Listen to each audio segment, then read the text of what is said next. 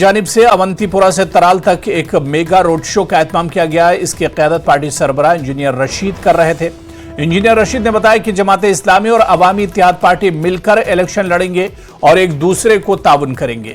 AIP اور جماعت اسلامی جموں کشمیر نے انتخابی اتحاد کا اعلان کیا ہے۔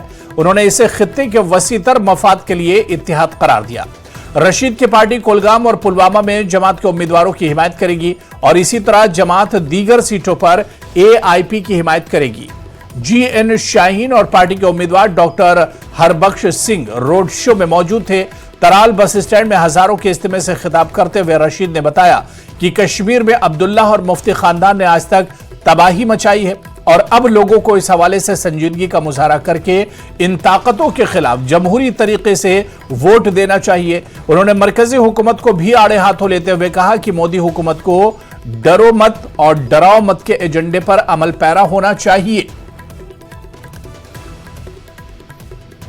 کی سڑکوں پر میرا ان کے لیے پیغام یہ ہے کہ آپ انشاءاللہ الرحمن جس مقصد کے لیے مجھے ووٹ دے رہے ہیں، کشمیری کے دلوں کی ترجمانی کرنے کے لیے ووٹ دے رہے ہیں، ہم حق ادائی کریں گے اور جیت سچائی کی ہوگی۔ مجھے آپ سے یہ بات کہی ہے کہ جماعت اسلامی کا کل بیان آیا تھا کہ ہم انجینئر رشید کی مدد کریں گے ان حلقوں میں جہاں ہمارے امیدوار نہیں ہے، اور آج صبح ہماری ان کی قیادت کے ساتھ میٹنگ ہوئی سری نگر میں۔